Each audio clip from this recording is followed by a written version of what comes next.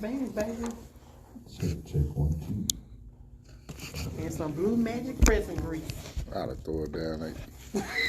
Let's see. No, that's what it is. It be me. It be me and my greasy fingers. It's me and my greasy fingers. Clean that hand. Oh, the thing. Oh, Yeah, I had to put myself back in high definition. you know, You know, I had to do that a few times. I Had the good fancy smeared on. Hey, y'all, we about to get started with this right here, man. It's, Look, you want to use this?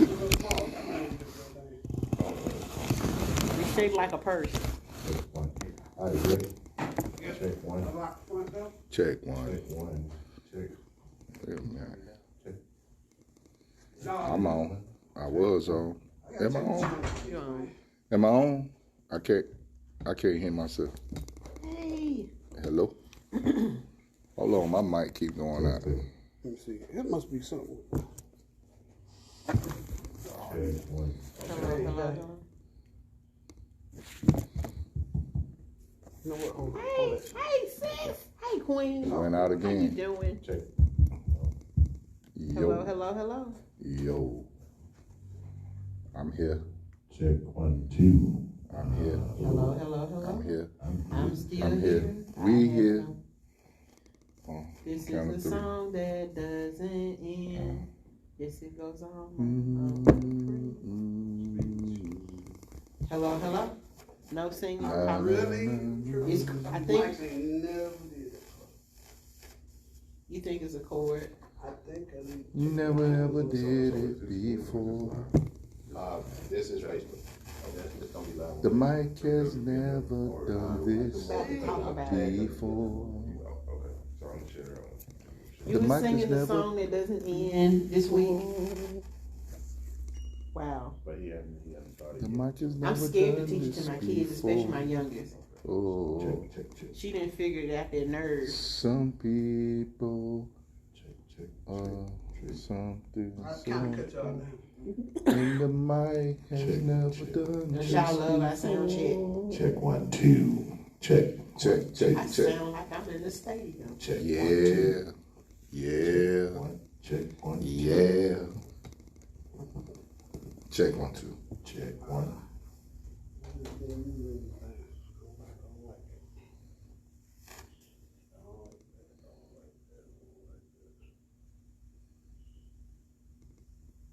Okay. All right, we rolling. All right.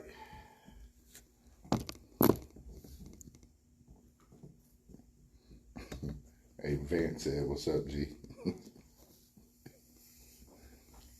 You know that. Hey, My brother. Yeah, I know. hey, shouting behind the desk, what's up?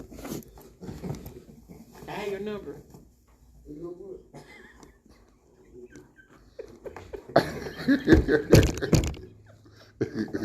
Hey, man, that's when you start blushing.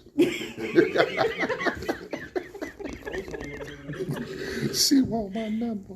Hey, Clay. You tell all your friends then. And I'm a red bone too. Okay, so I just. Not mine. Not mine. Nah, you cut my mic off. You didn't cut mine off too. I got you. You trying to cut her off. You don't cut me off. Hello, to shut everybody down. What up, boys? What up, boy? Check 1, 2. Hello. Yeah, I'm on. Check 1, 2. Hello. Yeah, we on. Check 1. Check 1. Oh, gosh. Check 1. Check 1, 2. Hey, man, we'll be talking about something really serious today, man. Serious today. Check 1, 2. I do it all, man. Check. I do it all, Check man. I 1, try to anyway. 2.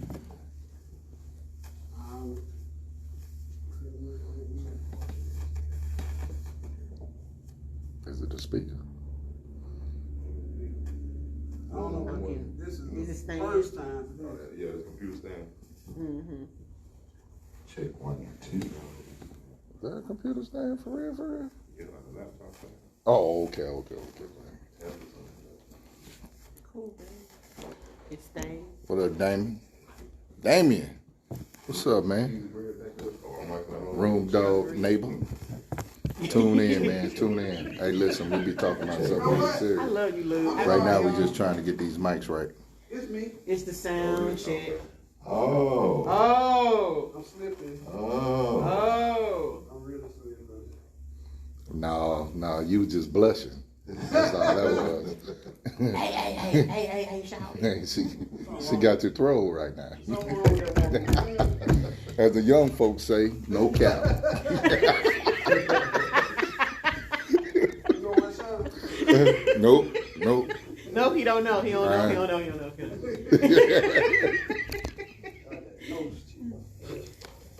That's what it was. That's exactly what it was. You I hear mean so that. you plug them Check little 1, 2. you plug them little what's Harry Potter looking ones in there and they set it off. And guess what? It was the antenna. Them It little was the Harry Potter antenna. ones. What up, sis? I see you, Avery. All right. Should I We be roll. making reference to Harry Potter? Now I feel All right. You can if you want to. All right, let's roll. Cause my people like, Check. where G at tonight? Yeah, with G. all right. Let's do this. They looking for me. All right, G. I'm gonna start. All right, start the live.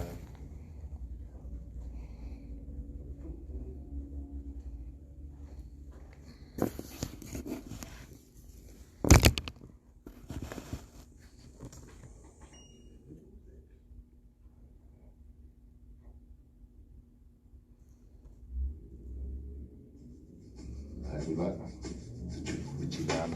I need one. You are now tuned into the truth with G. Inspire, Yeah. educate, and uplift. If you can't handle the truth, this ain't the show for you. The truth, the whole truth, and nothing but the truth. So sit back, relax, and buckle up and enjoy this ride. The truth with G. The truth with G. The truth with G.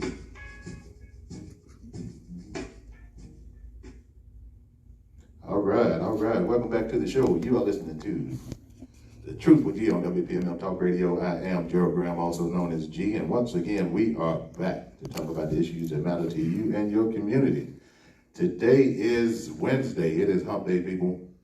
We are on the downslope to the weekend. Hope you guys had a great start to your week, and we headed toward the weekend, and we're going to be safe as we go into the weekend. Be vigilant on this COVID thing because it has not went away, people. We have almost 2,000 people dying every day in the United States of COVID, so we have to make sure we're doing what we're supposed to do. But I want to thank you for tuning into the show. I appreciate my listening audience. We're a little late tonight, but better late than never. We was working out some kinks. If you send us on Facebook, we are in the new set. In the Blue Room, at Change Horizon Media Group. And if you're on Facebook, you see I have a panel sitting with me tonight. We're going to talk about some interesting topics tonight. We're going to talk about us black folks. We're going to talk about black people tonight. And white people are welcome to listen because you are part of the problem. So, I think I said something controversial already. They laughed. No, listen, huh? Y'all can listen. See, I think there's two of them that's sitting on the panel. This is their first time on the show with me. I'm off the top of the dome. I don't pull punches. I don't sugarcoat. I tell it like it is. So, Tempo. but if you're watching us, we are under the umbrella Change Horizon Media Group, the home of WPMM Talk Radio. We are affiliates of Cheryl Underwood Radio. She is on from 11 to 3 every Monday through Friday.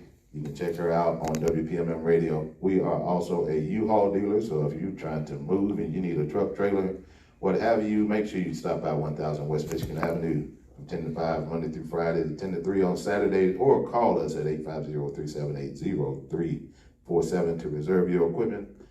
Also, if you're looking to advertise with us, we have affordable advertisement. Just hit us up on our email, wpmmonline@gmail.com. Hit us up on the emails. Just leave us your information. We will definitely get back to you and let you know exactly what the affordable rates are so you can check that out. Also, we have a event coming up this next Saturday. We have Community Day right here at WPMM, Change Horizon Media Group, 1000 West Michigan Avenue. We're inviting all of you guys to come out and check us out. Again, it's Community Day. We're gonna have some events. Well, we'll talk about that a little bit later on as well. So don't forget about that. But let's do this. The views and opinions expressed by individual radio hosts and guests are those of the authors that do not necessarily reflect the official policy or position of WPMM Radio. Any content provided by our bloggers, authors, are of their opinion and are not of WPMM Radio. WPMM does not intend to malign any religion, ethnic group, club, organization, company, individual, or anyone or anything. So basically, like I always tell you, that is saying if you want to sue somebody, you got to sue me. And again, I have 17 cents in a jelly jar on my nightstand. That's all you're going to get out of me. So sue me if you want to, you just be practicing. But let's go ahead and jump into this show tonight. We're talking about black people. We're talking about the oppression of black people. Are we responsible for our own oppression? And I have some people joining me on the panel tonight. I have a celebrity crew with me tonight. And I'm going to start with the lady first to my right. If you're watching, if you're listening, just hold your right hand up. To my right, I have Miss Queen Sarah. How you doing, Miss Queen? Doing well, doing well. Honored to be here to jump in on the discussion as always. It's gonna be a good one. All right. And if you are on Facebook, go ahead and share. Go ahead and share on Facebook. We're on my Facebook page at Gerald Graham on Facebook. We're on WPMMtalk.com. You can go to the website, WPMMtalk.com. You can listen live from the website or download the app from the website as well.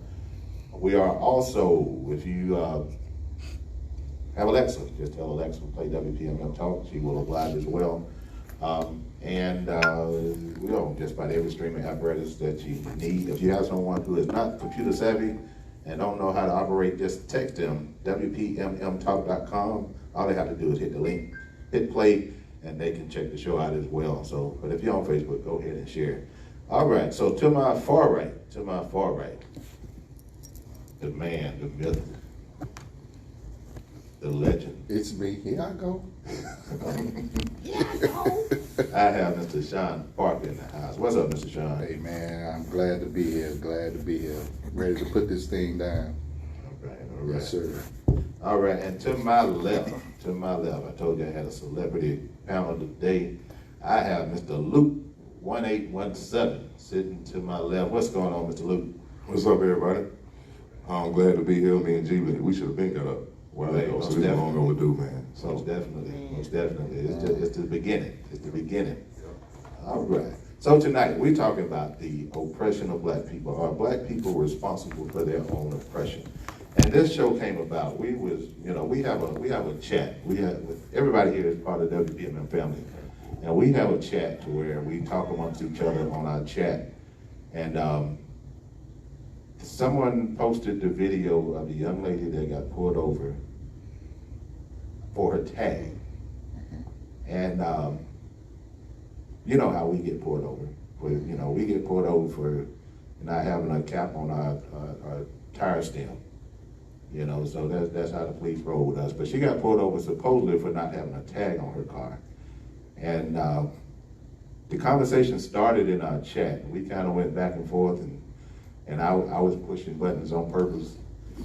Yeah, he was pushing. I was pushing buttons on purpose, just to try to get different, viewpoints and opinions and whatever. And that same thing I'm gonna do tonight. I'm gonna play devil's advocate all night tonight. So, Yeah. but if you hadn't seen the video, there was a young lady that was pulled over. Apparently she was driving an older model car. They pulled her over for not having a front tag. What state was that in? Do we know what state it was in? Oh goodness. But in one of these states, I guess you have to. Wasn't it in Michigan or something? It may have been. I know they had to have a front tag. Was she with us? Yeah, she was. Okay. Yeah, and she got pulled over because supposedly she didn't have a front tag, and the police basically kind of harassed this woman, and the woman knew her rights, but she got a little agitated. She got a little belligerent. She got a little vocal with the police, and the conversation was generally about, how should we act in that particular situation? And that's kind of where we started at. And I just started pushing buttons and trying to get different reactions out of folks.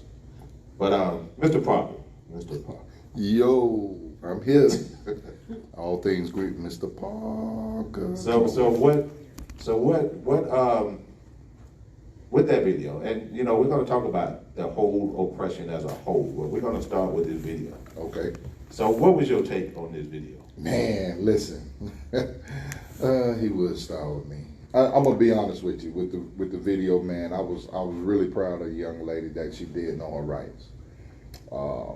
The thing that really got me in the video was she had her son videoing, and you can clearly hear him tell her to calm down. That's what really bothered me about. Well, it didn't bother me. What it did was it showed me that, you know, this kid, amongst everything that was going on, he kept it right. But he kept telling his mother to calm down. You know, even though she was acting out, he was the one that was actually calm in the video. And I think that it could have went a whole lot different. You know, even though it was Facebook Live and they were showing it, you know, and everybody was commenting on it. I think the way that she handled it initially was fine, but after she told him, I got a tag on my car, she should have just left it right there. Let him write her a ticket. Drive to the police station, tell the desk sergeant, come out, take a look at this. Do I have a tag on my car? He say yes.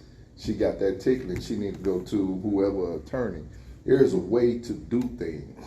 You know, I believe that there's a way to do things, but getting up and all up in arms and mad, this, that, and the third, I know you're frustrated in the time, but you have to be civil and you have to think with a clear mind.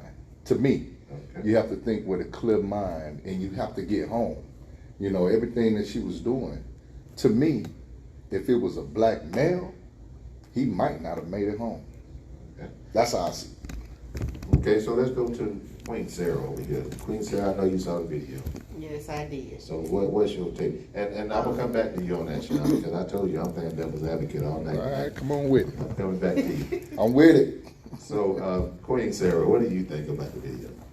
My take on the video, first and foremost, you're a mother, and the first code of anything is survival. What you have to do in the situation to make sure that your children are safe, that you are safe, and you're able to fight the good fight afterwards. In this situation, yeah, she knew her laws, she knew the codes, but that wasn't enough. We have to get to a point where hood justice cannot be that important to us. And what I mean by that is, you know, it makes you feel good to yell back at the person or to pop off. And I can understand her agitation. I am by no means being like, oh, she overreacted, because that's a dish we're often served as black women. Oh, you're overreacting. Oh, we'll always be a gaslight and put in situations where, oh, what you're experiencing is not what you're experiencing. And it's sad, but even with that, it's like we still have to handle ourselves differently, especially when your children are there. I teach my girls to think.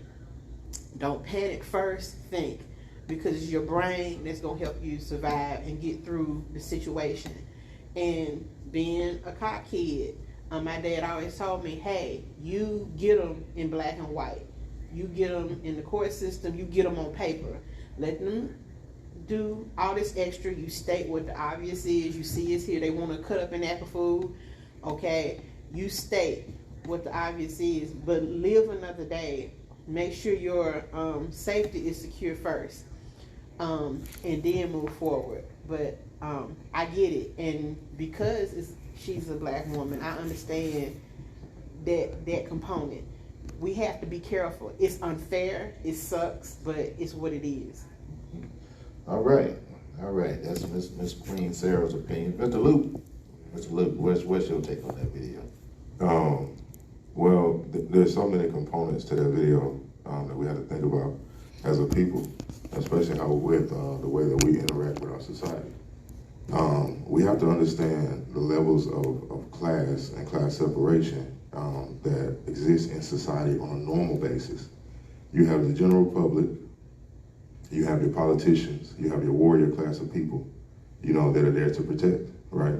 Right. So we have to understand that in our women, and a lot of our men too, but especially in our women, that fierce ferocity that the women have carried have always been since the Black Panthers, since before that. The ferocity that's been given to our women really has no outlet to be shown in the world outside of being presented to us in a negative way. So when we look at it, we're taught and conditioned to look at our negative responses as if they're bad. And that is the issue that we have amongst our people. I feel one of the issues we have amongst our people.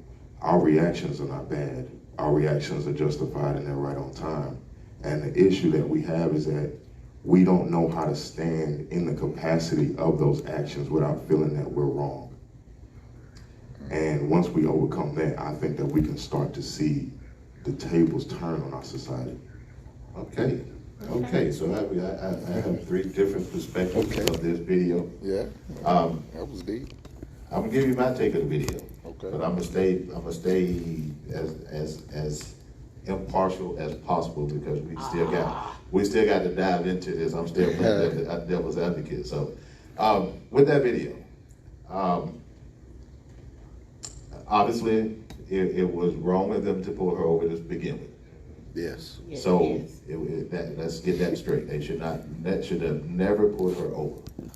She was driving legally. She had all her tags and insurances and everything else that she needed to have.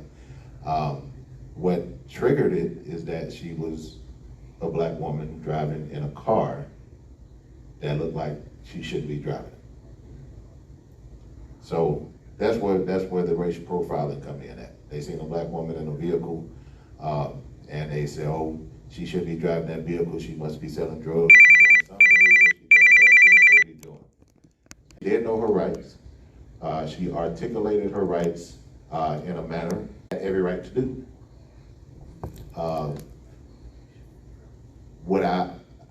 Because I'm going off. I'm telling you now, you're going to have to shoot me. I'm going off if you stop me for some bull. I'm not going to sit and be passive and allow you to oppress me. Right. Even if it takes you to pull your gun, because, you know, I can't say too much about the gun, but even if it takes you trying to shoot me, let's just say at that point, it's self-defense. Because I got to defend myself from whoever. I don't care what color uniform you got on, what badge you wearing, what department you with, whoever. If you stop me illegally, if you kidnap me illegally, you pull your gun on me illegally, Right. I have every right to defend myself. Right. So, but she handled it, I think, well. Did she get a little hoodlike? She did, but she had every right to. She had every right to. So, you know, I think the cop, you know, at the end of the video, the cop wanted to apologize, this, that, and third. And the only reason he apologized was because the video was on. If there was no video, she would have probably been in handcuffs before he walked around that car to see that tag was on it. I think the only thing that saved her from being put in handcuffs and pulled out the car is the fact that the kid was in the car videotape.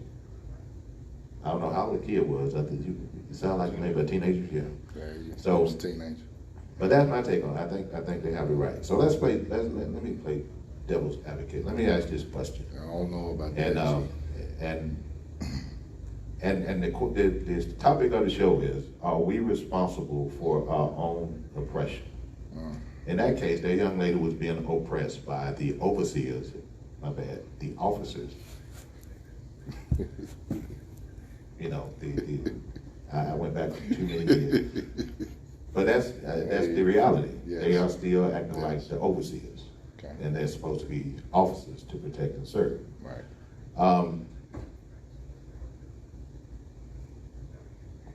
So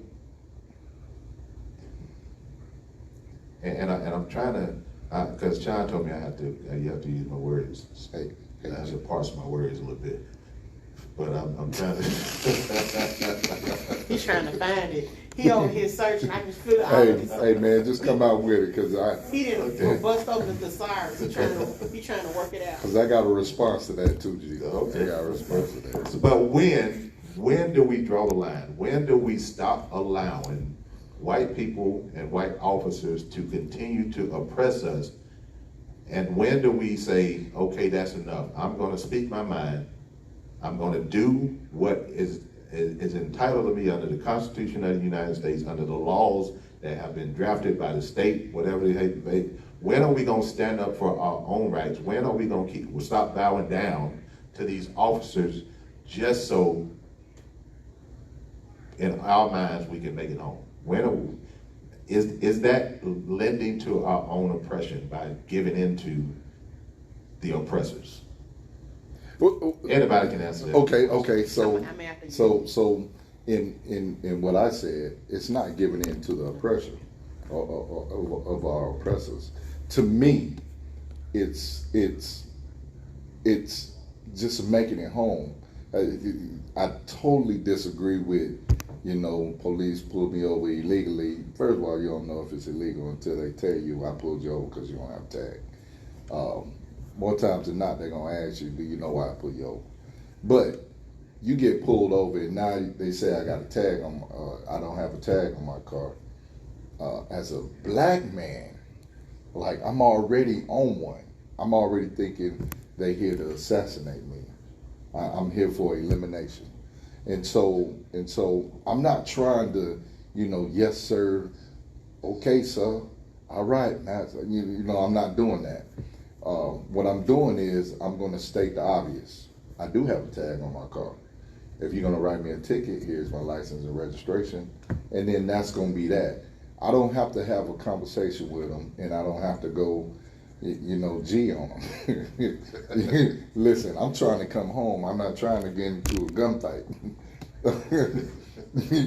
I know that ain't what you're saying, but I know that I have mouths to feed. I have people that depend on me to make it home.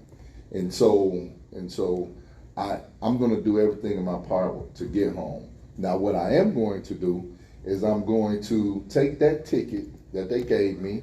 I am going to go to probably my frat, and we are going to go sue the living shit out of them. Excuse my language. We're going to go sue that police station because they have detained me illegally. They damn near kidnapped me. And so that's how to me, you fight the system. You fight the system. It's easy to fight the system when you become a hashtag because somebody is doing it for you. But if you're not, but I refuse to be a hashtag. I can't be a hashtag because somebody is missing me, regardless of whether or not I get paid. In my death, in my demise, my family will be taken care of. But I need to be here for my family, and so that's how I see it. And I know what Luke said. Hey, that was deep. I ain't even gonna lie, that was deep.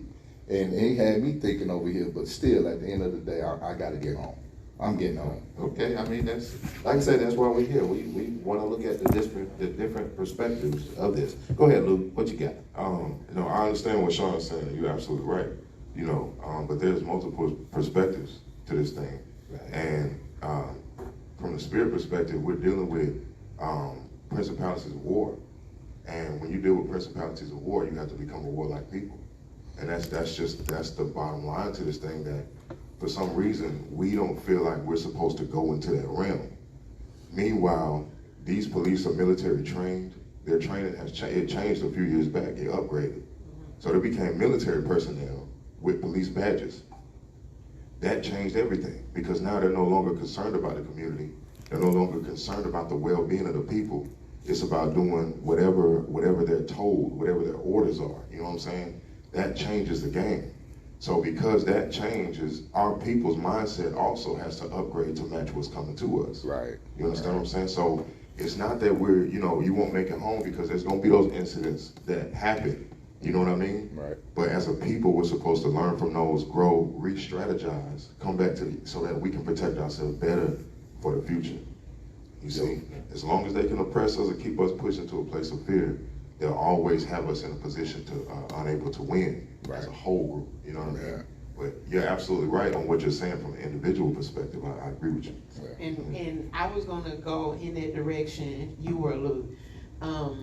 We know things have changed up because we've seen what police brutality and policing looks like over this just past year and a half at minimum. Okay, the disservice would be, you know, the young lady, she knew her laws, she knew her codes, she added a little extra sauce to the pot, but you got home and you didn't contact an attorney, you didn't go find out, do you have a chance at suing these people? It's like, okay, since the system has changed, the policing has changed, we have to change our approach in it. We actually need to follow up. Follow up. It's not enough you huffing and puffing and you mad, now what?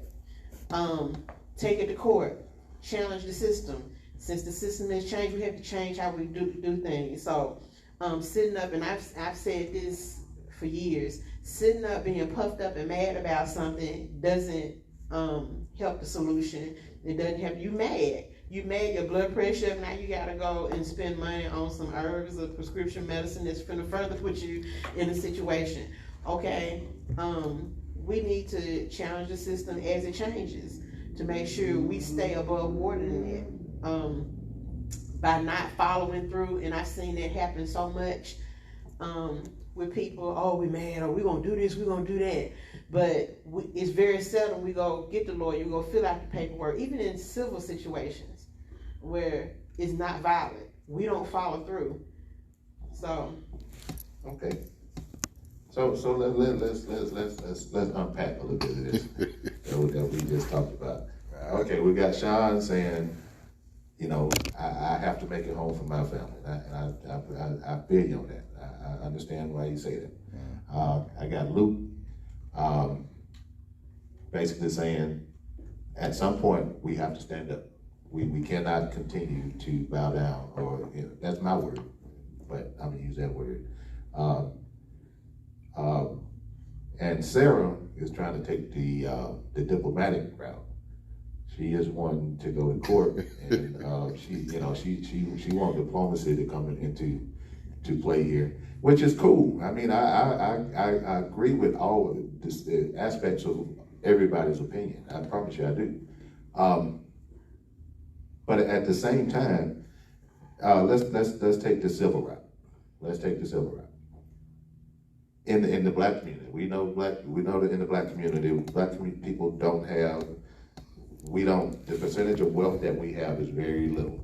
We don't have the wealth. We don't have the means a whole lot of times to retain a lawyer. Mm-hmm. Trust me, I know what it takes to retain a lawyer, and I ain't gonna get into that. But anyway, it's difficult. You have to have the means to retain a lawyer. So to fight anything civilly in a court, you have to have the means up front. You have to have the monies that you need to obtain a lawyer. Secondly, once you get into the court, we know the courts are biased. It's plain and simple. Black people do not get the proper representation. We don't get the proper verdicts, if you will. We are always behind the 8 ball in the court system. So if we go that route, we're rolling the dice. We don't know what's gonna happen. 9 times out of 10, especially if you're going against a police officer in some aspect, or whatever the case may be, whether it's brutality, whether it's a civil suit, whatever the case may be, we already, we done lost. We just gotta try to win. So that way, I understand your point, going that way. If we had the means to go that way, that would be fine. But a lot of black people don't have the means to go civil route. A lot of people don't have the knowledge and the know-how to represent themselves because they can't get a lawyer.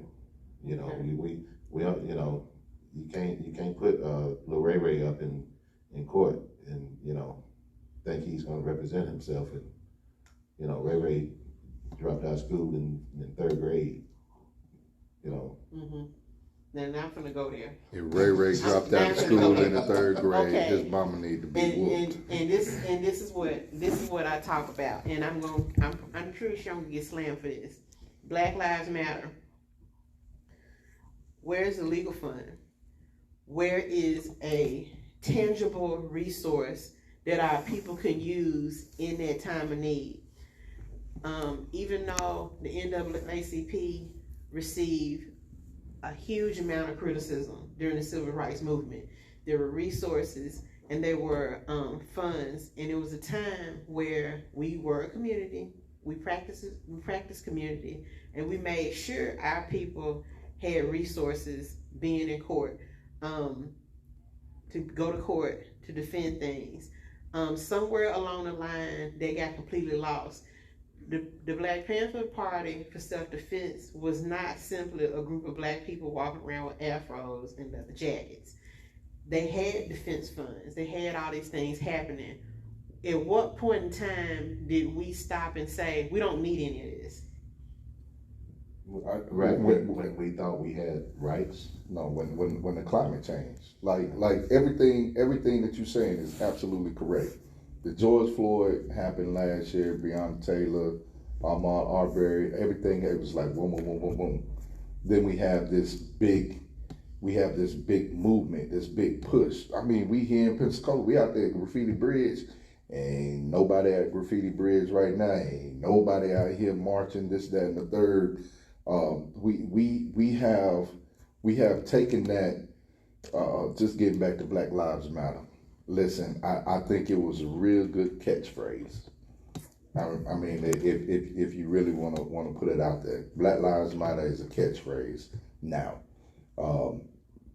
if you want to channel the civil rights movement, this ain't it. Like this, we don't really have anybody out there that's leading the charge in civil rights in our communities or nationally. We don't have that. What we have is an incident. It happened, and then everybody get all up in arms, and then everybody have something to say about it. Like we are reactionary. We are not proactive in anything that we do as a people, and that's why they keep putting their knees on our necks. And one thing is, it's not just white officers. Oh, It's God, no. it's some Sambos in there too.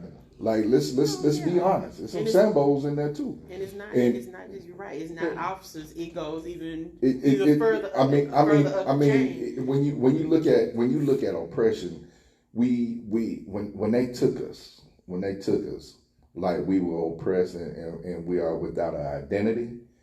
We have been searching for an identity, all the way up to the point where we have taken what's natural to us and now it's we have taken our whole identity, our whole race, our whole culture, and we have lent it to those that don't look like us, and we expect everything's gonna be okay, and it really isn't. Like I can sit back and I can look at, some things that's happening. I mean, we're just gonna call it out in the world. Things that's happening out in the world. Like right now, this is. I know I said I wasn't gonna do it, G, but I got to.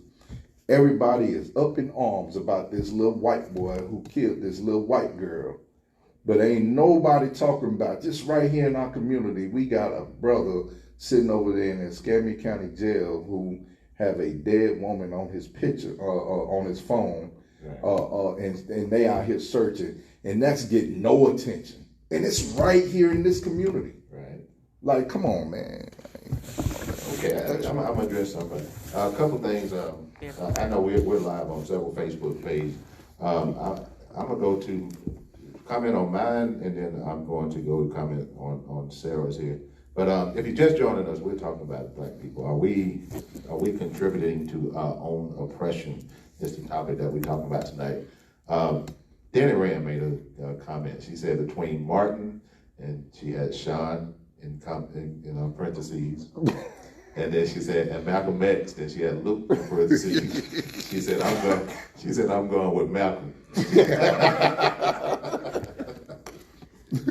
Okay.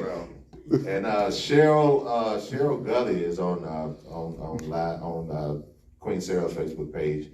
She said, so you're saying someone who was stopped illegally without cause, a situation turned hostile, officer, God, I can't see, crap. Officer pulls a gun, and if the person pulls a gun and shoots the officer, it's self-defense. Okay. Oh, that's what you. Let me give a disclaimer. I am not a lawyer, and I did not play one on TV. And I did not stay at a Motel 6 last night. So my outtake on this situation, don't take it as legal advice. I promise you, do not take it as legal advice. But there are situations where officers can like kidnap people. If they're not following the law and they detain you unlawfully, they're committing kidnapping. Wow. That's exactly what that is. Illegal detainment is a kidnap. So we have to understand, and I know we are behind the eight ball. We're black people. If it happened to a white individual, and this is my opinion at this point, I know I speak a lot of truth, but this is my opinion. If that same thing happened to a white person, if they're detained illegally by an officer, we'll say a plainclothes officer, whatever the case may be, and some jump off and that white person shoot that officer, more likely that white person would not go to jail because it's going to be viewed as self-defense. Right. But let's flip the script. If it's a black person and the same incident, that black man doing life. Right. So that's the problem on that. So again, I'm not a lawyer. Let me say this. Go ahead, Luke. Because when it comes to the legal world, we are the ones that are in this country that are so far disconnected from legal reality in everyday life. So we have to stop and think about what separates a person being able to come, like say for me now, if I walk up to you and I grab your arm, I'm a complete stranger, right? Right. If I grab your arm, you're gonna do something to me. Right. Right? What makes it okay for this person to grab your arm and do something to you? It's only by the power of the sword or the power of the pen, right? So the pen allows this man or allows the mindset into reality that he can do something to you, and if you do something back, there's gonna be a consequence, right? Right. Oh yeah. However, you have a problem because in those same rules, it states that the people that are to be policing a community are to come from that community. When you have that type of situation, now this is not a stranger that's dealing with you. I know who you are. I know who she is. I know who Sean is, right? So my policing efforts are gonna be based more on a community, family level, as opposed to somebody that's coming here from Shoemuckle, Alabama somewhere. They don't know us, right? Right. They'll use these same codes against you just to make revenue for the system because they have no community tie to anybody in that area. This is what we have going on. We are supposed to pull our police from our own community and set them up in place. Right. That's the way it's supposed to be done. But because we have a false system overlapping the reality of the world, we can't, we're so far removed from what the original rules are, and we still standing on top of them. Call on the line. We don't have a call. Oh, I'm sorry. We're going to open up the phone lines as well. We're going to open up the phone lines. I got the wrong signal from an engineer over there. But we're going to open up the phone lines. 850-221-0396 is the number to call. 850-221-0396 is the number to call. If you have a comment that you want to add to this discussion, give us a call right here on The Truth with G on WPMM Radio, and we'll be happy to oblige. Or if you're watching live on Facebook and you want to drop a comment in the comment section, we would definitely try to get to your comment. We have several lives going on right now. I think Luke got his live up. Queen Sarah got her live. Mr. Sean got his live, and obviously my live is going. So if you have comments on this subject, please drop them in the comment section. And if you don't want your name to be said, just say not to say your name, but don't be scared. Don't be scared. Be scared. But like I said, we're talking about the oppression of our own people. Are we responsible for that oppression? And like I said, we've had different perspectives. We've had different, you know, like she said, from Martin Luther King to Malcolm X. She said she's gonna go with Malcolm. I don't care, Denny. I'm fanning Lil Haim. I'm sick and tired of being sick and tired. Yeah, that was Denny Rand. Denny part. said that was. Yeah. We don't care. Hey, Denny. So We have a fixed deck, so now what? Hey. We know we have a fixed deck, so now what? But I mean, my question is, and the dilemma that we have in this whole situation is, how do we get it to stop? How do we contribute to stopping our own demise, stopping in regard to allowing people to oppress us? Because that's what in my brain, and in my brain, that's what we do when we bow down to people who are violating our civil rights, who are violating our constitutional rights. When we bow down to those people just for the aspect of, like Sean said, just to make it home, it's looking at it like we are contributing to, we are allowing them to continue the oppression. And if you go back to the 60s, if you go back to the civil rights movement of the 50s, 60s, those people were willing to die, go to jail, be water hosed, the dogs. I mean, those people were willing to fight for their rights. Mm-hmm. So have we punked out? no. Again, I'm Okay. playing devil's advocate. I told you I'm playing devil's advocate. Hey, wait, because I ain't saying. Hold on, I ain't saying let them do that. No. I think y'all missed that. I got something to say. You missed that, G. I ain't say. Hey, so I'm playing devil's advocate. No, what I'm saying is do what you have to do to get home and fight that battle at a later time. You can't, okay, so in policing, first of all, we've been talking about it. The police came from a structure or from a system that was already geared against us. Like it was there to police us. And that was that. And so when you're looking at officers and training, they take on the FTO, the field training officer. They take on their mentality. You know, when they say, you know, I pulled this person over because, you know, he's black driving, or I pulled this woman over because she's black and driving a nice car. Like she don't belong in this neighborhood. Like that person's gonna take that, and when they become solo, that's how they start looking at things. It all comes back to education. We have to educate our people on the right things, and when I say the right things, like let's just go back to it. And I'm gonna speak on something that I know very well, and that's fraternity sorority. When we got together because we were organized. We got together for a cause. We didn't do this because we wanted to step in stone.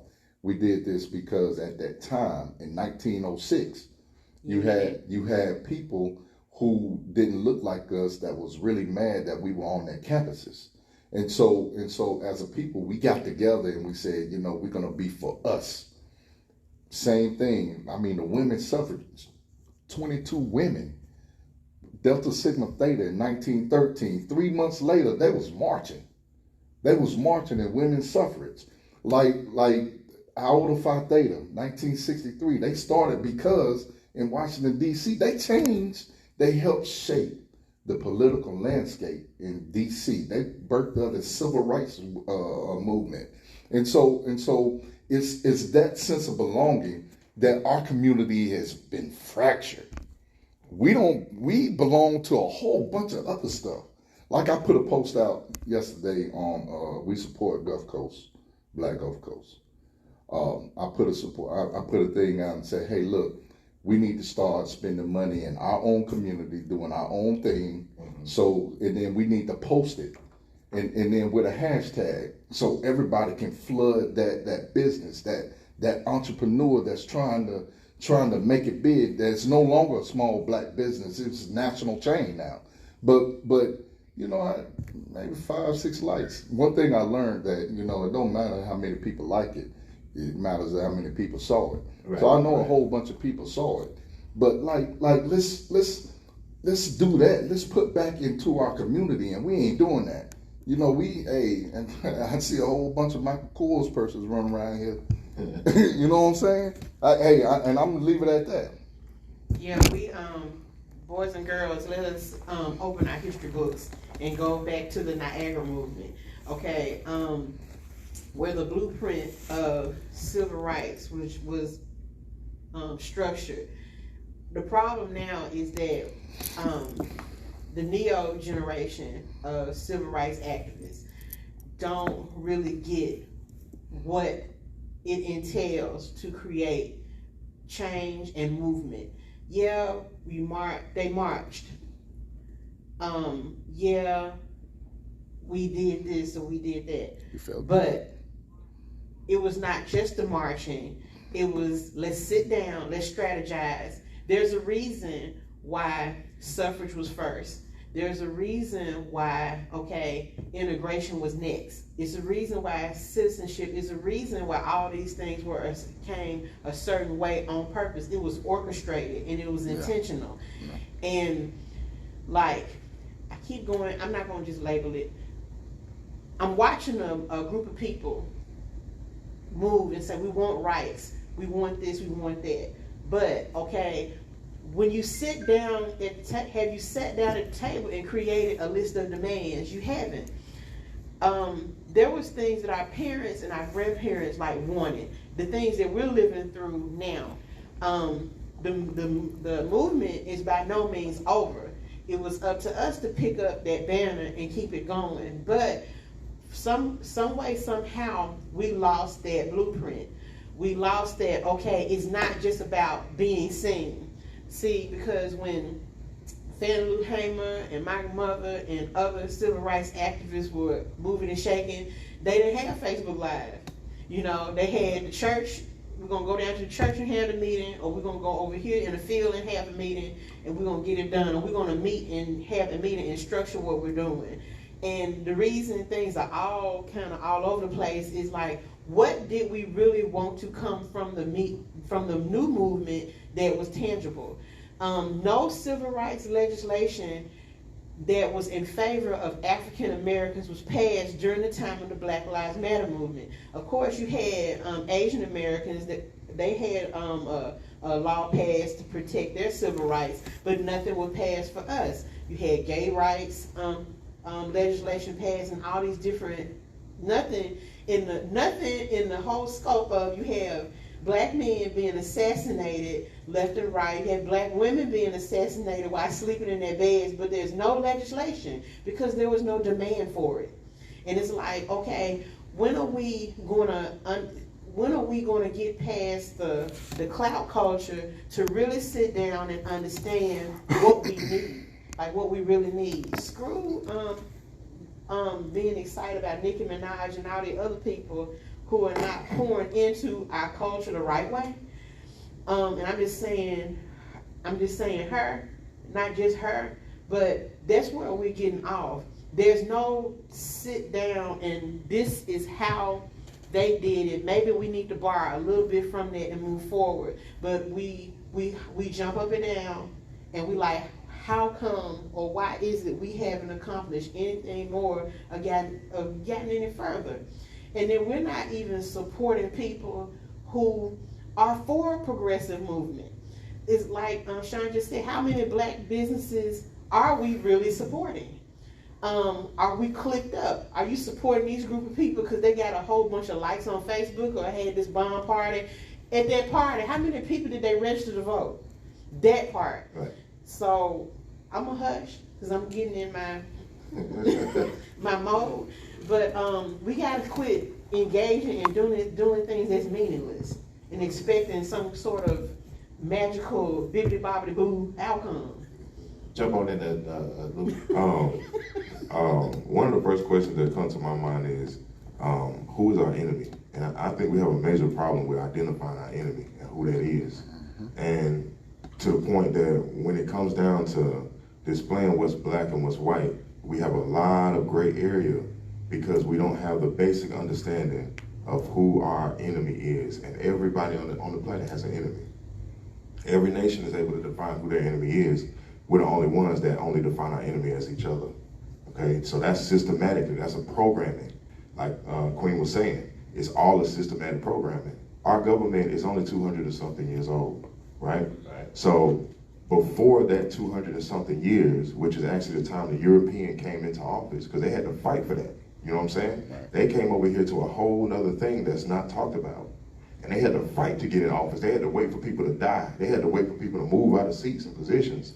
Then manipulate themselves into power for a specific agenda against the same people that held the power before them.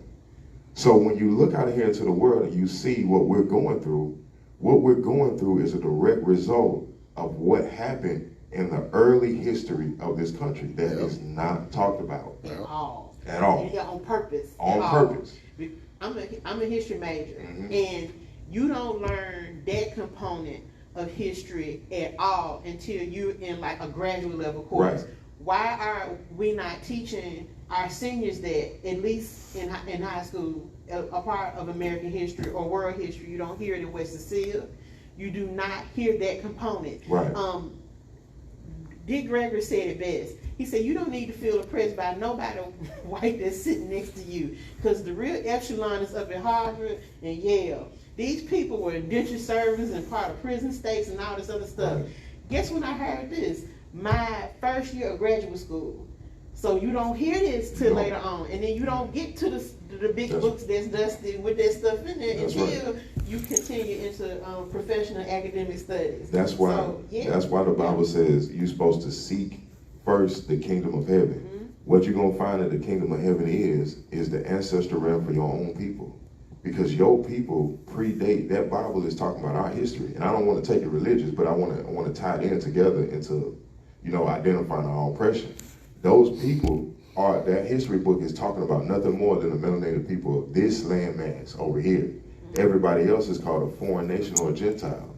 We don't want to accept that reality because we've been taught to accept everybody as one thing, right? So it makes it hard for us to identify, again, who our enemies are.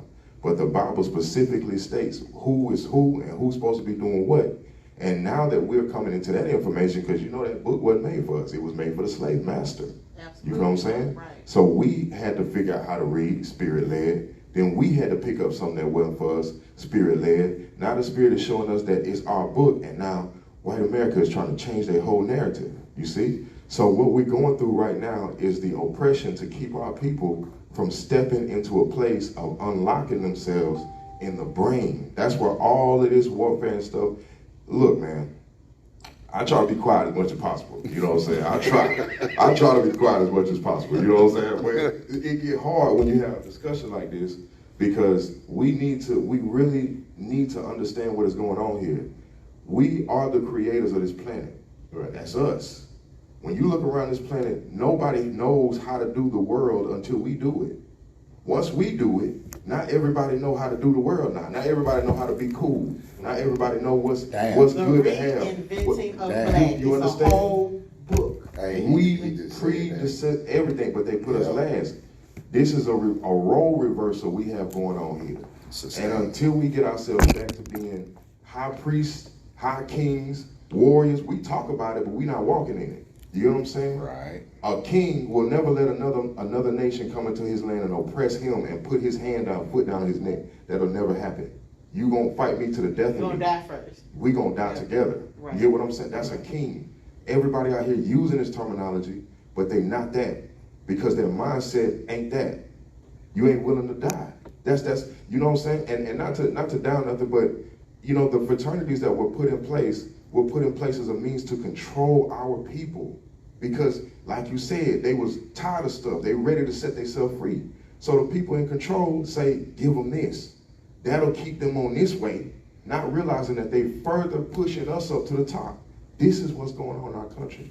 We have to step away from everything in order to learn who we are first.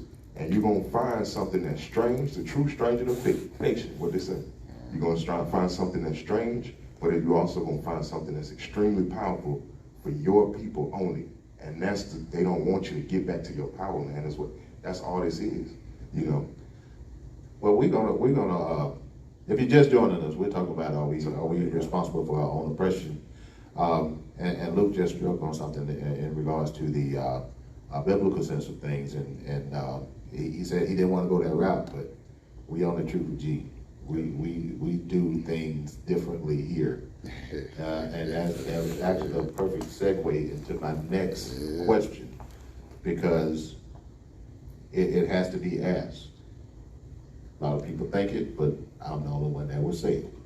Okay. And I'm gonna ask the question, and then I'm gonna tell you why I asked this question, and then y'all elaborate on it. Question is Christianity playing a role in our oppression? Yes. And the Oh, reason my why, bad. and here's why I asked that question. Oh, my bad. Under the Christian rule, under what the teachings are in the church, they teach you to turn the other cheek. They teach you to, they preach forgiveness. And all the church people say, just pray about it. You know, so when people come against us and they are there to oppress us, and all we are doing is praying about it, does that mean that Christianity is aiding and abetting these people that are oppressing us and allowing this to continue? Again, I told you I'm playing devil's advocate tonight. Okay. Hey, jump in, whoever it is. Yeah. Christianity, Truth with G. Buddhism, Islam, nothing, Do unto others. As you would have them. no religion is being followed to its true form. Each religion has been used to oppress people, to make people docile. It's just not Christianity. The core belief of all these different religions is to govern yourself, to treat, this is how you treat another person, this is how you have fair dealings with another person. That's where it lies at the core. Then you go into the Orisha and you start dealing with spirit guides so people can know more about themselves and why they are who they are. Yes, I know how to treat you, but why is it that I like to cook and you like to joke and laugh? What is it about my character that I can understand more through a spirit guide? And you see that part. Spirituality, religion, at the core, what it was supposed to do was to give people a rubric on basically how to live. Now, just like anything can be used to be abused, Christianity is no different than any other religion. And I have to say that because that's one of the main things I hear people say, oh, I'm not a Christian, because they use Christ, use the practice of Christianization of Africa to make the slave stuff docile. Yeah, but let's also talk about how Greeks and Romans came over into Timbuktu and ripped stuff up and jacked stuff up and completely discombobulated the Christianity religion, what Islam really means, just so to show yourself superior because you wanted power. You wanted to have a dominance. So before we go into that part, I do want to just put that out there, that everything has been oppressed and manipulated for human ego and human gain.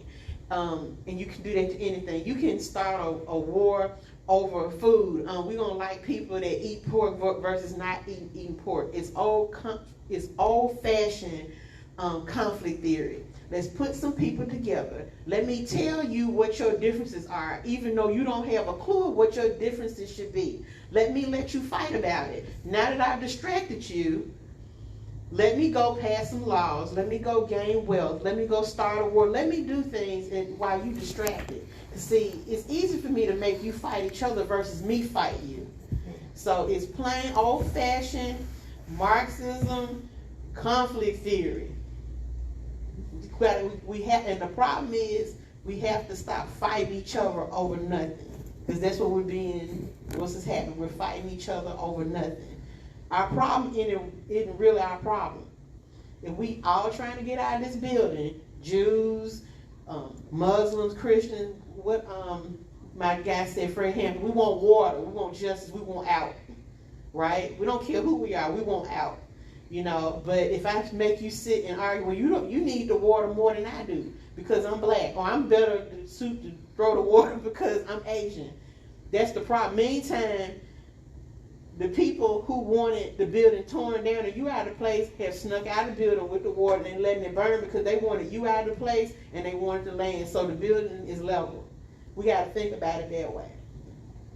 Who next? Y'all who want to say that? Listen. So you got it. Hey. To answer your question, yes. Religion as a whole is weaponized. It is used. There are so many different denominations of Christianity. I can't even keep up with them. Like, what are they? like they over here, they doing their thing, It's just like, what are they? In reality, and I know I'm gonna get a lot of flack for this, but to me, Christianity, I mean, if you're gonna be Christian or Christ-like, you'll be a Jew. If never mind. No. Hey, listen. When I think, and I grew up in a household where, church on Sunday, Monday choir rehearsal, Wednesday. We did the whole thing. My dad is a pastor. He's a pastor, and I am truly the preacher's kid. Oh, Lord have mercy. I am truly him. Because we can have some discussions about some discussions and it goes left a lot of times because I feel like I have free will and I have free range to think on my own, and some of the things that I see I can't see someone who proclaims to be the Almighty allowing things to happen the way that they happen. If we are truly God's people, and Nick Cannon got a lot of flack for what he said, but he was absolutely correct. Right. For things to happen as they happen, I can't see it the way that it is being taught. And so when I say religion is used as a weapon, it's used to, as Miss Sarah said, it's used to control us. It's used to control our mind. It's a blueprint. But, I mean, when you look at the Ten Commandments, just think about the Ten Commandments. Are they really commandments? Or is this something that you should just live by? They're suggestions. Like it's something you should live by anyway. Right. Like, thou should not kill. Thou should not steal. Like, duh. Like you don't need that in a book to tell me that. You know what I'm saying? And so man, I know I'm finna get that, y'all. I'm sorry, but listen, there's some things that at the end of the day, they say don't listen to the man. It ain't the man that you're listening to or watching. It's the word that's coming out of his mouth. I'm looking at the man. Right. And it sound good, and they can do that and all that other good stuff. But at the end of the day, man, religion is used as a weapon. And if we can all get simple, if you threw a religion away, just think about it, just throw it away. Religion ain't nothing but a history book. That's it. It's a history book. Throw it away, and people live life the way they supposed to live life.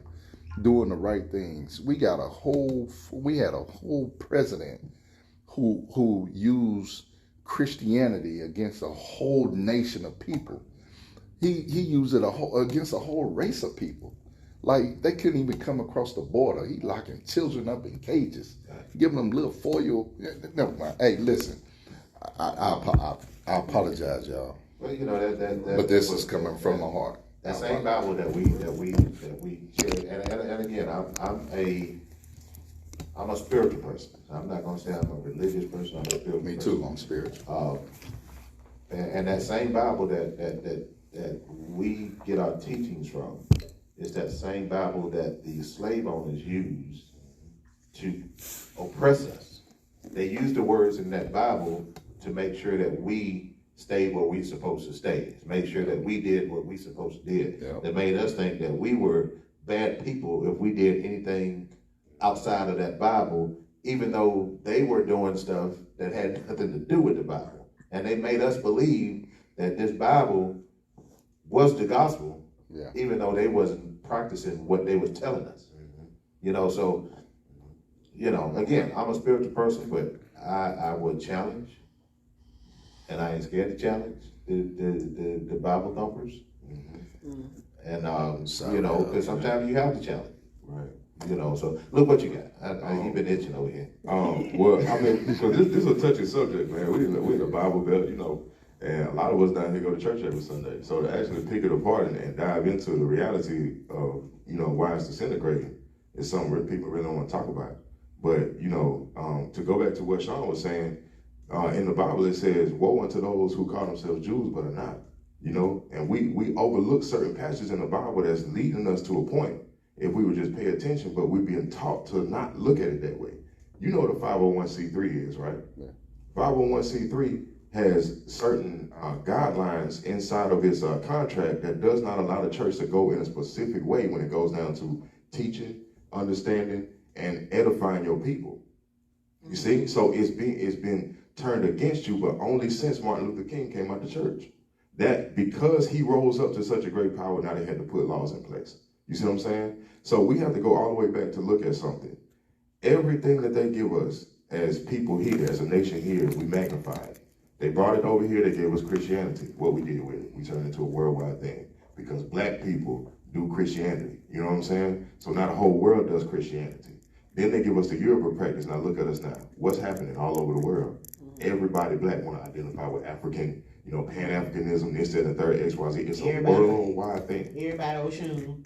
Exactly. You see what I'm saying? Now that energy falls on everybody. But see, what we don't understand is from the spiritual realm, we don't understand how energy gets thinned out when we open ourselves up to things that are not us. The Bible turns us away from the identity of who we are by justifying that it's for everybody. For God so loved the world, he gave his only begotten son. He's not talking to everybody. He's only talking to his people. The Bible was written to give morals to a moralist people. You understand? What you said, Sean, they gave you 10 commandments. I already don't do that stuff. That's in your blood. Your blood is the descendancy of Solomon, David, Jesus. It all goes back down the line. So those morals that he gave them, he had to give that into the wilderness. It's certain groups of people and nations that came out the wilderness. It's all understood when you know the history. When you know the history, then you don't have such conversations like this because now you're streamlined. All these people is copying everything we was already doing. Right. The Bible says that your heritage is the law. That's what it says. But if you don't know your heritage, then you don't understand that everything that these people is following is everything you do by natural design. That's the law of the world, you see? So we just out of place. And once we fix ourselves and put ourselves back in place, the world gonna follow suit because it's always been doing it anyway. Right. Yeah. So we have to deal with that because, like I say, I think church folks, this is my opinion, and even though I posed a question, the truth with G. This is my opinion on that, and I truly believe that Christian folks do contribute to the oppression. Right. Just because, again, those you know, do unto others as you would have them do unto you. What if we did unto others what they do to us? would we still be in this position today? What if we did turn the other cheek? When you got hit in one cheek, then you. But anyway, we have someone on the phone line. We're gonna take this call. Who do I have on with me tonight? Caller, you there? Hello. Caller, you there? We're supposed to have someone on the phone.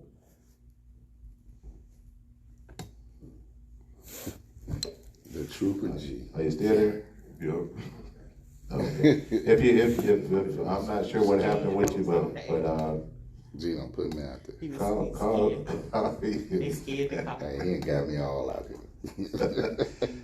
But like I say, it's crazy how the Bible or the teachings of the Bible are geared to the people that they're talking to. If you're talking to one group of people, that Bible means something totally different to this group of people. And then you come over here and you're talking to some people, that Bible means a whole different set of rules and regulations and guidelines over here. So it's the interpretation of the whole Bible. But that Bible was, like I said, back in the days of slavery, that Bible was used to make us believe that if we did not follow what that slave owner told us to do, that we would burn in hell. Right. And the slave owner already had us in hell. And we was too naive. I'm not gonna say stupid or anything, but we were too naive. We didn't know that the slave owner was oppressing us. We just went along with status quo. But now we know better. So why aren't we doing better? Some of us. Right. So Everybody don't know better. So JD, do we have that caller? Well, I'm trying to get it back. Hold on. Okay. But also, the first interpretation of the word wasn't the only interpretation. We have to understand too that English was not the first language that the Bible was written in, and as Scripture has been changed from Hebrew, from different languages, we lose meaning when we have texts that have been changed. So we may be losing a lot of what was actually said, and there's no guarantee or no saying that the people who used the Bible to oppress us were these Rhodes scholars. You know, you talked about people who could barely read and write and speak English. The word quote unquote was even taught to them. So it's a lot left to be questioned when it comes down to that.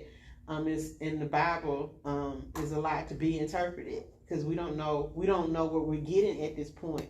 Because even with like the New Living Translation, like the newer translations, reading it even from King James, and that's a whole nother animal, you lose so much meaning in what was being said, just so it could be made easier.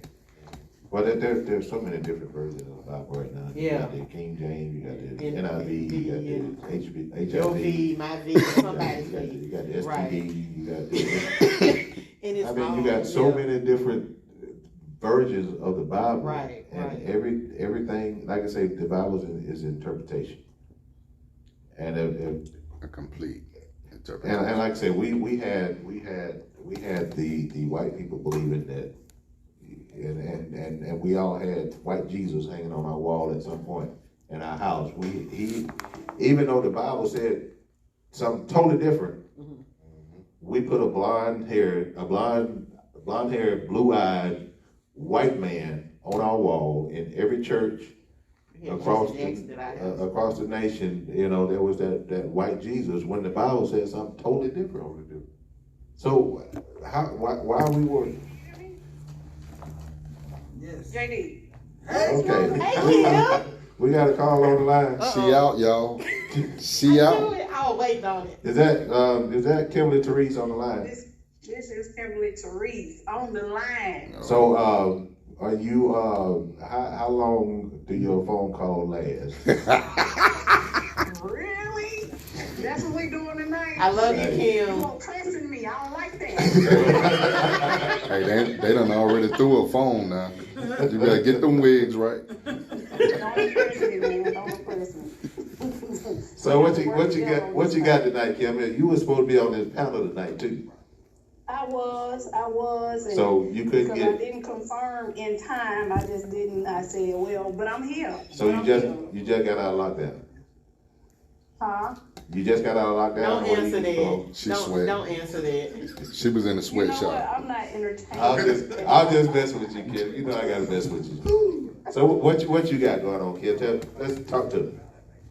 I'm hearing some feedback. Is Jeff on the line? No, I ain't. You hearing some feedback? Speak No. on. Well, just speak. We can hear you. Okay. So, y'all been talking, y'all been on it, like, for real. And I'm like, okay, y'all know I got to get in on the biblical sense, because that's my foundation. I'm sure, we have a lot of differences of opinions when it comes to that. And so what I'm looking at is, I get you, I understand, and I've been kind of responding on the live, but I don't guess none of y'all are even actually paying attention to the live. But I say, let me call, because they ain't even seeing what I'm writing. She ain't responding on I mine. promise you, I'm not saying You're not it. on the line. I'm not saying it. You ain't even on. Hey, you Oh, mirror. Kim, you know Facebook won't- they Facebook won't- don't. You know they don't turn the Wi-Fi on in there, right? I knew it. Really? Which one? They don't even have Wi-Fi. You have to Wow. have a You only got landline. an hour, you gotta omit the clowning, sir. I'm gonna Hey, be look, quiet. All right, Kim, my bad. I'm not gonna mess with you no more. I promise. She made 86 cents today, y'all. Leave her alone. Really? But no, for real, all jokes aside, I feel y'all on what the church has done to, I actually feel like the church have made it more of a business sense now that, the people can take care of the church. But I believe that this thing is an individual walk. No matter when the Bible was made, what it was made for, me, myself, my life has changed since I've started walking according to that. Yes, along the way, there has been times when I've been in bondage because of what you say, church people. I believe it's a difference between saints and church people. People that go to church just to say they go versus people that go to church that really get greater and a deeper understanding. I'm in the deeper understanding group, as it pertains to life, not necessarily as it pertains to be governed. Because one thing I'm learning as I get older is that everybody have their own way of living life, and everybody have their own way of receiving it, and sharing it. And that's what I look at now, now that it comes to things. Cause I'm with Luke. It's more deeper spiritual things for me, more than a natural physical thing here on this earth. We battling mentally, we battling physically, emotionally, and we got to learn how to deal with those battles. And whatever the word does for you in that sense, then so be it. I don't necessarily agree with tearing people down just because you don't believe in what they believe in. That's how I look at it. Okay, I had a good perspective on that. I knew that you were trying to, I know you was trying to call my name in there, but you refrained. No, it was me. And trying to calm me down. It was me. Oh, it was Sean? Yeah, it was me. Okay, so subliminally, you in there, you trying to calm both of us down. But I get your point. I get your point. And like I say, I'm playing devil's advocate in these situations, especially now that we're talking about the Christianity part of it. And I think we're at a time where we have to ignore the turn the other cheek part of things. I think that we have to, just praying about it ain't gonna do anything about it. Prayer without works. I learned that one. So we just can't. They'll tell you just pray about it. No. How about if I slap you back in your cheek, and then we pray about it? Well, see, my thing is, how do you know that that's what God meant when he put that in the word? How do you know the Lord didn't say, hey, slap that joker back, because for the simple fact that you don't have to bow down to nobody in this earth? Like I say, it's interpretation.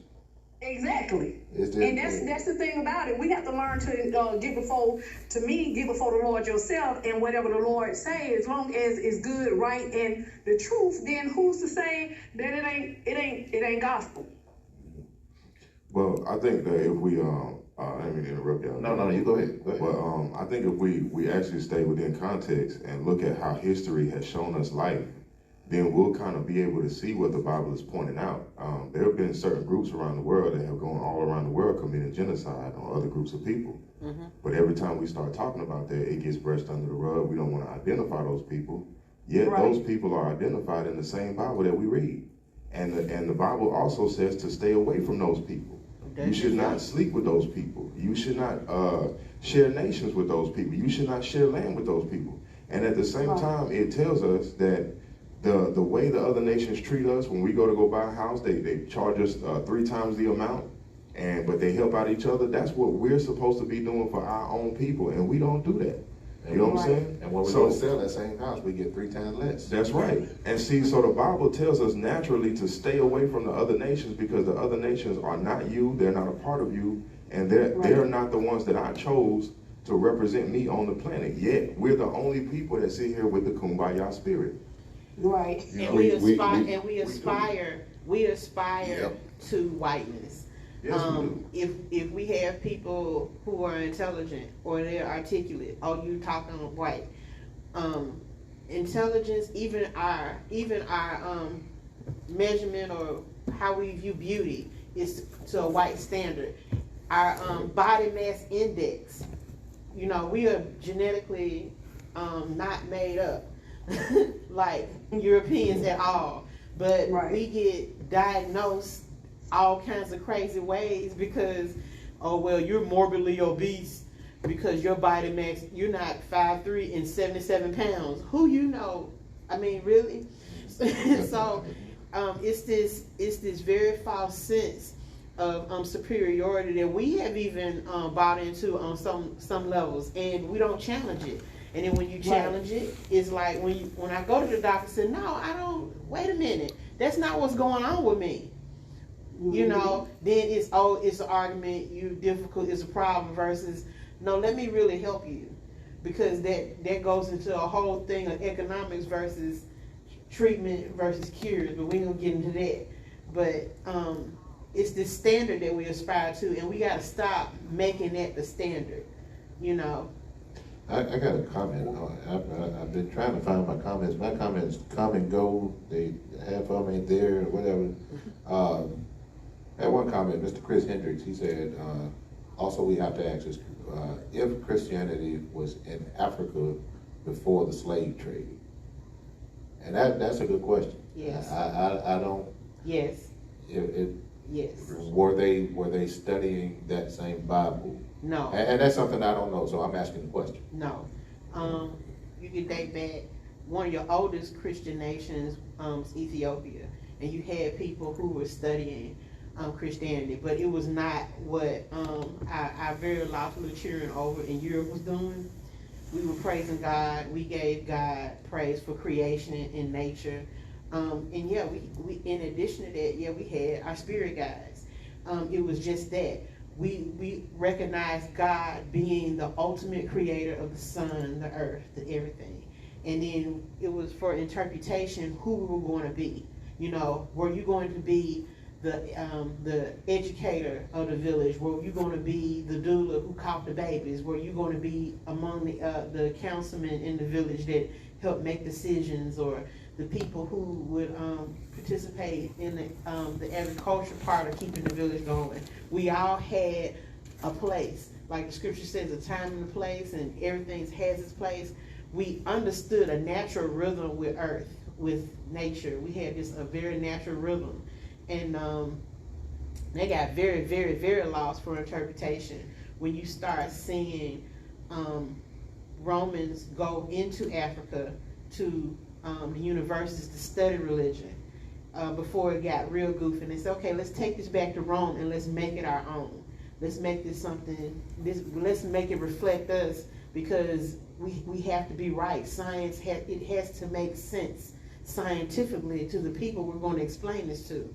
So It's no big $50 word to say it. It was a lot of ego tripping happening back then. People just wanted to like, okay, I need to make this look good and I need to make it look like me. And that's when it got lost. And then it's okay, let me kill you for it instead of ask you and exchange the knowledge so I can take state claim over it. If you're dead, you can't live to tell the story. So that's it.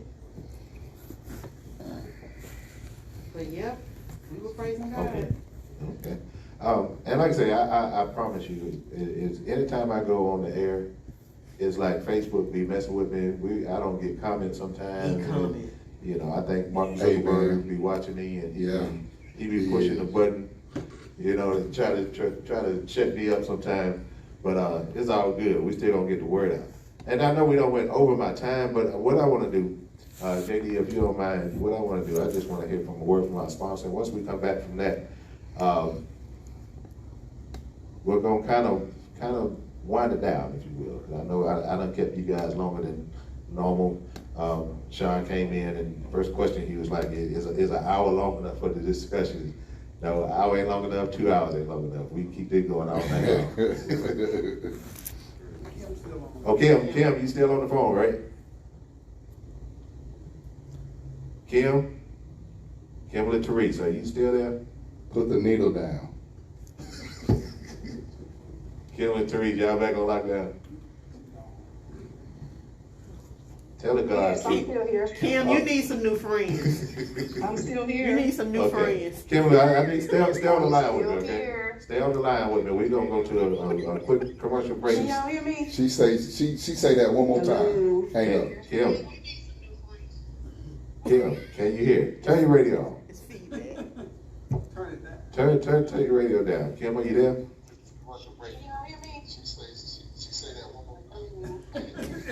Hey Kim, Kimberly, she got her radio going. turn. You know what? You really- I'm trying to. Yeah. Mute. Hey, We sitting up here calling her. She taking up all her time. Listen, I am literally trying to listen to y'all because I can't hear y'all on the phone, so I had y'all on mute. But when you called my name, I tried to unmute it, Put so. your well, earpiece in. tell your sellers to be quiet. She, Fair, but they ain't sending me no commissary money though. Wow. Hey, but what we're gonna do right here, we're gonna take a quick break. We're gonna hear from a word from our sponsor. We have L&L Executive Adult Daycare. They're providing a great service here in Pensacola, Florida. We're gonna hear from them, and then coming back on the other side, we're going to kind of bring things down. We're gonna try to wrap it up and bring it down. Okay? But here's a word from our sponsor. the truth with G. Now open in Pensacola, the new Hey, come back. L&L Executive Adult Daycare. Yeah, I am. Yeah, I am. James, honey, you've I'm got coming to back. talk.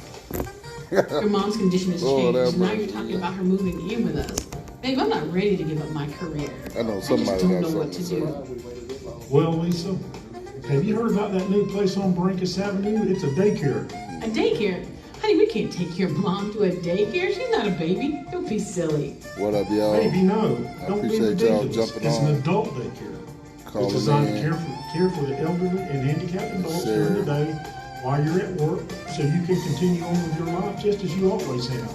And then, just like babies, you can pick them up and go home at the end of the day. Oh my God, are you kidding me? What a great idea. John Where said is he this liked place? that hood justice. Baby, I just told you, Brankus, 3470 Brankus John said, Avenue. when you said hood I gotta justice, see it. John said he Yeah, liked it's that. brand new. It's just opened up. They're opening up at 6:30 in the morning, so you can drop her off before you go to work, and they close at 5:30, so you can pick her up after you get off work at 5. How convenient. That's amazing. Oh my gosh, I gotta go there. All right, well, let me find the number. Here it is, 850-741-3428. Wait, what was that again? 850-741-3428. I'm calling right now. Let me make an appointment so we can take a tour of the place. Hey, wait a minute. Do you think they will take your mother too? Wait, what? All right, that's L&L Executive Adult Daycare. Again, 850-741-3428. This is the number to call. Again, they have a great facility, brand new facility over there where they can take care of your loved one while you are at work, and they can be safe and they can be taken care of. That it's been ran by 2 nurses. Those are RNs. So that they're in good hands. So make sure you check them out. Okay, if you're just joining us, we are talking about are we contributing to our own oppression, and we have had a discussion for a lifetime up in here on this subject, and we haven't even got to. We just kind of scratched the surface there. There's so much to talk about in this thing. But I know we are pressed for time. It's getting late in the hour. Normally my show is only an hour, but we have went over just a little bit. But let's go ahead and try to wind it down. Try to wind it down. Kimberly, since you may have to be the first one to, be escorted back, go ahead and. Wow. I'm trying not to laugh. Kim, you need some new friends. Kimberly. Yeah. You know I love you like a play cousin. Make sure you get on Long John's. It's cold in there. But Kim, what's your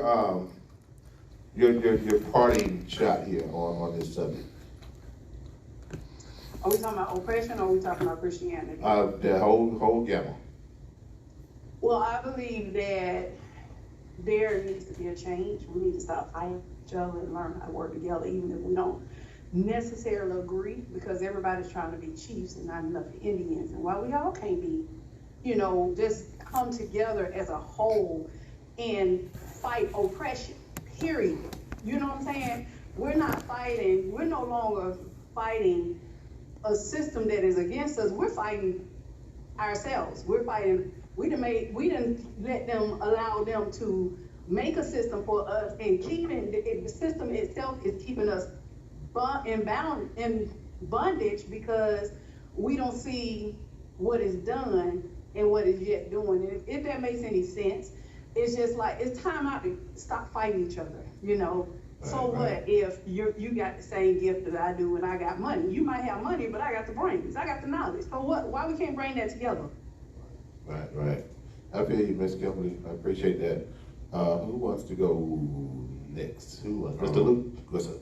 So just in closing, we have a long way to go, and this is really, like G said, scratching the surface.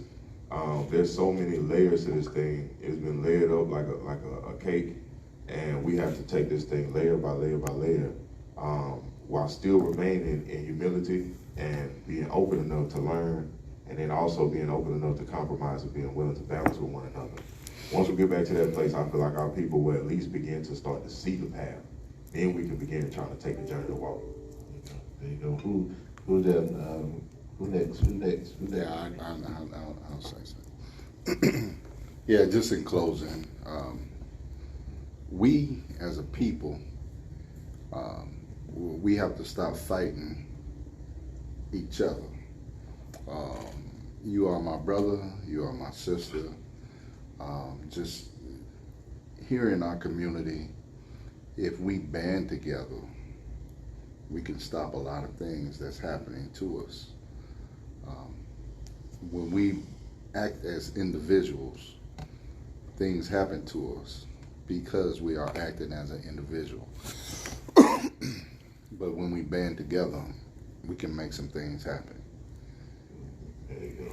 Queen Sarah, what you got for us? The first step in this whole situation is us first gaining knowledge of self. When we gain knowledge of self, everything else will become clear. When we gain knowledge of self, we'll gain respect for ourselves. We gain respect for ourselves. We'll understand that we need each other and the fighting will stop. We have quite a long way to go, but the journey of 1,000 miles begins with one step. And that first step is the knowledge of self. And that's what we need. And my take on it, we definitely need to stop getting in our own way. We need to stop contributing to our own oppression because we do it in so many different aspects. We talked about the Christianity thing. We talked about we didn't talk about the territory thing where, this group claiming this piece of territory and that group claiming that, and they're going against each other and nobody owns anything. We oppress ourselves in so many aspects. And like I say, we didn't even scratch the surface. We barely scratched the surface tonight to talk about the different ways that we contribute to our own oppression. But until we come together as one, until we come together and stop the fighting, stop killing each other, stop the animosity, the hate, the jealousy.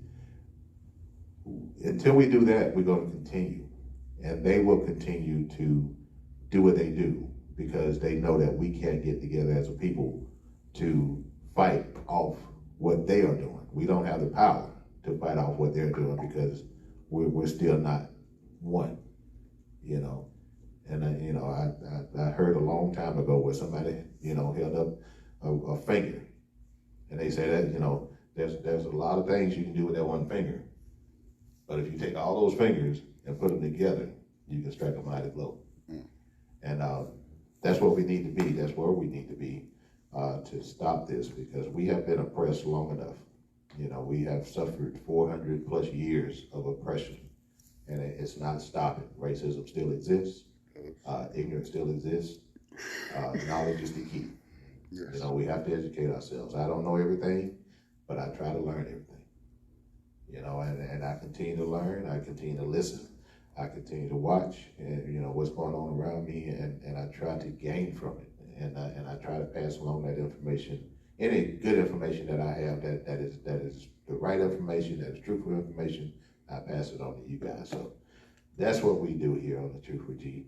And before I thank my panelists, Kimberly, you still online? They got him. Kimberly, you still online? They feed me. CO, can you let Kimberly pick up the phone?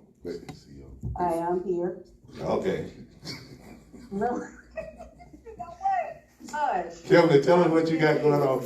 Hey, all of us are members of the WPMM family, so before we go, I'm going to let everybody tell her what they got going on. So, Kimberly Therese, on a personal note, what's going on with you? When are you going to be back online? I'm gonna bring all my new friends and my old friends together. We gonna be unified, and we gonna make it happen. Okay. I don't think she understood. She's been down too long. She's been caged too long. You need some new friends. You know what? I have been kept on that list. I was so bound in a dog. Hey, Kim. Oh my God. Yeah. I bet you want to do this scene out of Color Purple where she come home and she say how long she been locked up. You need some I bet you want to do that scene on live. You know what? They doing the most right now. I know there's a guy. Golly. There is a guy that he gonna bring me out when I come out. Don't be surprised. I'm gonna come powwow y'all, but while y'all play. All right, Kim. I appreciate you. Mr. Parker, what you got going on? Tell us about what you got going on. Can't gonna hear this with one of them wigs she weaving. Oh my God. Hey, so yeah, every Monday I'm on at 12:30 to 1:30. It's All Things Greek with Mr. Parker. It's P-A-H-K-A. You can follow me there. You can follow me on Facebook Live, Instagram. I really don't know how to do Instagram. My kids have been trying to show me, but it's very difficult. Or you can follow me, All Things Greek with Mr. Parker on YouTube. Queen Sarah, what you got going on? Tell us everything. Okay, I got a Stylish Behavior Live going on Friday from 4 p.m. to 6 p.m. Central Standard Time. And the first Saturday in October, I want to take the opportunity to invite everyone out to Community Day. Changing Horizons Media Group, the parent company of WPMM, will be hosting a Community Day. This is a day where we want to network, we want to inform and let the community know that we are a place of resources. We're going to have voter registration drives happening, health screenings, giveaways, and yeah, we're going to have food because we're foodies and we all like to chew. So make sure you stop by 1000 West Michigan Avenue. That's in Pensacola, Florida. That is the first Saturday, October the 2nd, between 12 p.m. and 3 p.m. We ain't gonna be here all day, but we're gonna have fun while we're here. And stop if you're interested. Stop by if you're interested in being a vendor. Reach out to us WPMMonline@gmail.com. That's WPMMonline@gmail.com. Become a vendor. Hey, this is a time to network, get information out, gain information. Hey, and we want the community to know that we're here for you. We're a resource. Practicing community on Community Day. Here we go. All right, look what you got going on. Luke, I got One Down Wednesday tonight, which is actually gonna be transferring back as soon as I talk to JD. So let me bring that back home. And then IRS, well, we gotta get the stuff together. Every time I see JD, he say I gotta talk to you about something. Every time, man, it don't never stop. I'm used to it, you know what I mean? So, Indie Radio Saturday is gonna be coming back for the independent artists, another platform for them to have their music showcased, but it's gonna be in a high dynamic this time. So I'm coming back. Just know that tomorrow I'll be releasing Broken Lines, Healing Minds. That's my next project. Okay. So I'll be releasing the link to that tomorrow on Facebook, Instagram, YouTube, all that. So it's gonna be there through Bandcamp, so I can download that. And I have to perform for the 100 Black Men. I'll be at the 100 Black Men in Pensacola at the Onyx on October 9th. I'll be performing 2 pieces out there. So kind of starting to get back in the roll of things, man. So, all right. Yeah. So you guys know that I am on every Monday, Wednesday, Thursday on the Truth with G on WPMM Talk Radio. So make sure you check me out. Also, this Friday night, I'm gonna put the big dog out there. This Friday night, make sure you watch Prep Football Final on Channel 3. Make sure you watch the Prep Football Final. It's not my child is being featured. Okay. On Prep Football Final Friday night, Channel 3. So make sure you guys tune in, check that out. Set your DVR. But if you hadn't been on the bandwagon, these 4 years, don't jump on it now. Need a sound effect. So don't try to jump on the bandwagon now. It's too late. We should have jumped on 3-4 years ago. Shoot. So what college you going to?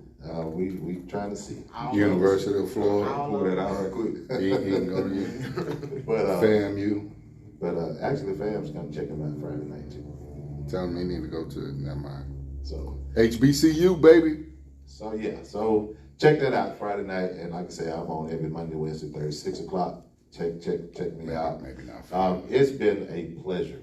It has been a pleasure. It has been a interesting and a productive conversation that we had tonight. I'm looking forward to doing it again. So, And I got some more stuff to say too. Right. And I still have to, and I promise you guys, I apologize, but I've been kind of running ragged, a lot going on. I still need to get my community conversation back going, where we just talk about community issues and how we're going to resolve some of the violence and things, all this other stuff that's going on in our community.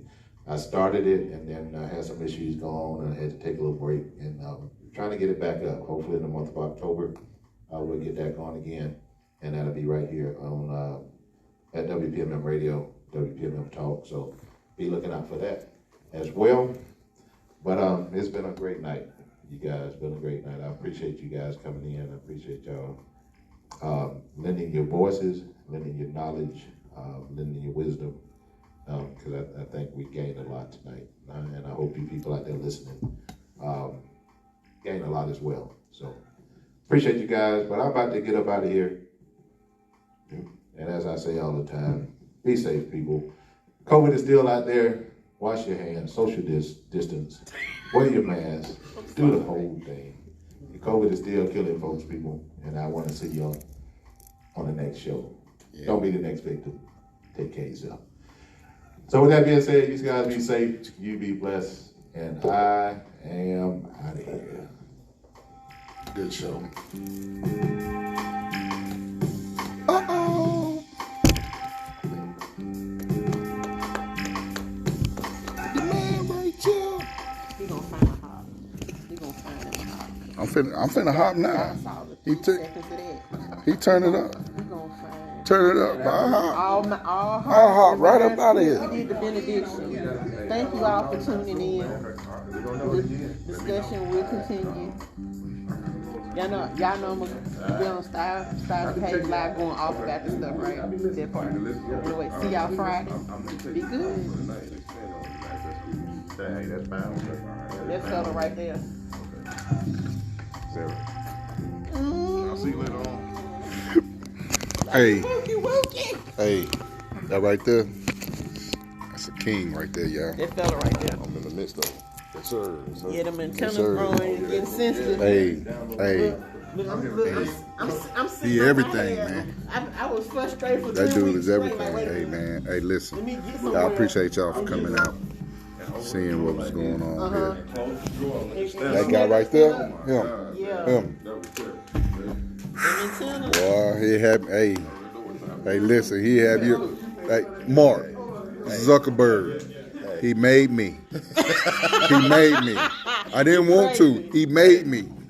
He made me. Mark Zuckerberg, you need to leave me alone. Stop muting my stuff. Hey. Y'all wild. We love you. No, we don't. No, we don't. Peace out.